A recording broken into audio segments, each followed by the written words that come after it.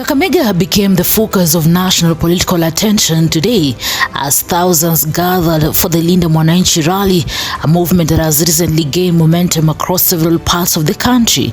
By the morning of February 21st, supporters were already arriving in large numbers at Amalemba Grounds in Kakamega town. The turnout began building early, with crowds braving the cold morning as they waited for the leaders associated with the campaign to arrive.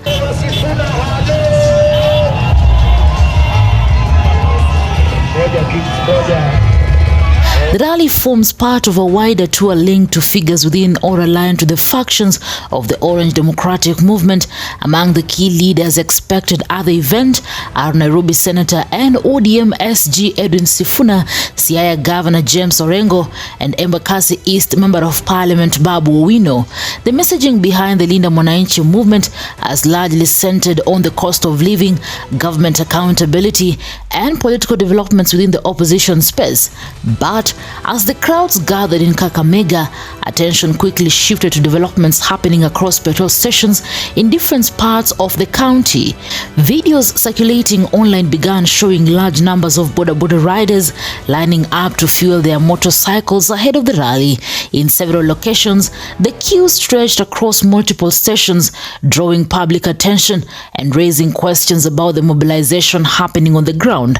What made the situation more notably was what many of the riders were wearing. A number of them had reflective jackets marked with the word TUTAM. The presence of these reflectors quickly became a major talking point online and within the political conversation surrounding the rally.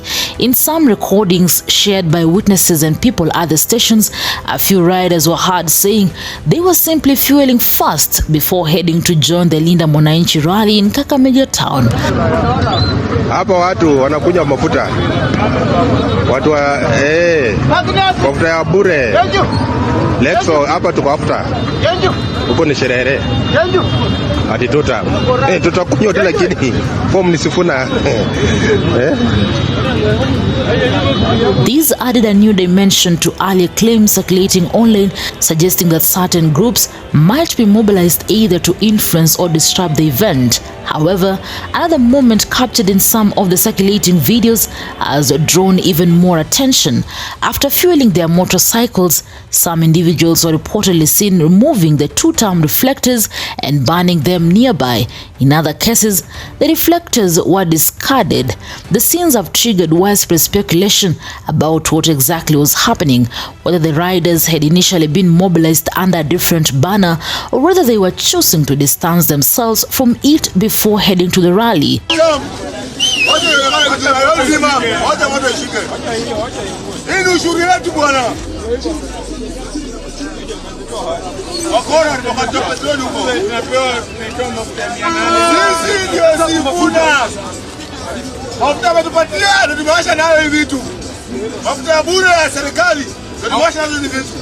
At the moment, there is no official statement confirming the purpose of the reflectors or the exact organization behind them. What is known is based largely on videos and eyewitnesses' accounts shared online throughout the morning.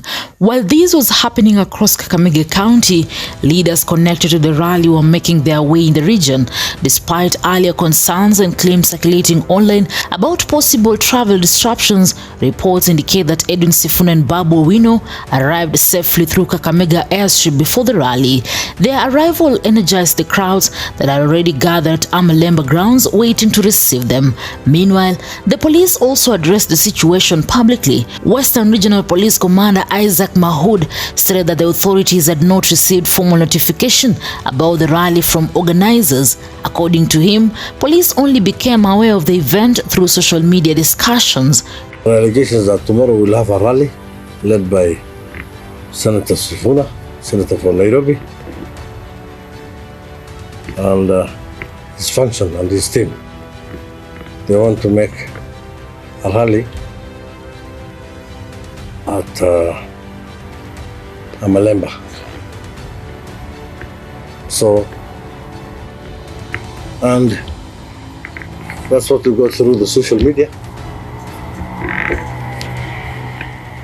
We have never met somebody who was talking about that rally. Nobody has come to my office requesting for any assistance, but we'll assist them as much as we can tomorrow. In social media, it's not very reliable. What we're getting is that there's accusation and counter-accusation. So, those accusations has nothing to do with the police. Those are purely political. It is between them. Those are leaders who are coming from outside this county, and we have leaders who are here also. So those are accusations and counter-accusations. So I cannot authoritatively talk about the accusations and counter-accusations between the leaders. Normally, large public gatherings require prior notification so security arrangements can be coordinated. Even so, police said they will still deploy officers to maintain peace and ensure the event proceeds without incident. Some reports also mention concerns raised by authorities about the possibility of individuals attending the rally while armed. Details about those warning remains limited, but they have contributed to the tension surrounding the day's events. This rally also follows previous incidents linked to the Linda Mwananchi tour. Yesterday, the campaign truck associated with the Linda Mwananchi movement was attacked with stones while traveling through areas including Kisumu, particularly around the Konambaya.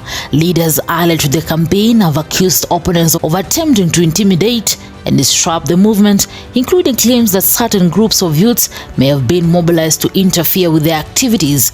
Those claims remain part of the ongoing political debate and have not been independently confirmed. Despite that, organizers continue to insist the movement is gaining strength across the country. Some leaders have described the growing support as a wave driven by frustrations among ordinary Kenyans, particularly around economic pressure and governance issues. Today's turnout in Kakamega appears to reinforce the perception that the campaign is attracting attention, especially in Western Kenya, a region that plays a major role in national political alignments. Beyond the rally itself, analysts are watching closely because the event could signal shifting dynamics inside ODM and the broader opposition landscape. As the events continue unfolding in Kakamega, several key questions remain. What exactly was behind the appearance of the TUTAM reflectors among Boda Boda riders early in the day? Why were some riders heard saying they will later join the Linda Mwananchi rally after fueling? And what does the strong turnout in Kakamega indicate about the future direction of this movement? For now, the political spotlight remains firmly in Kakamega as the rally continues and leaders address supporters at Amalemba Grounds.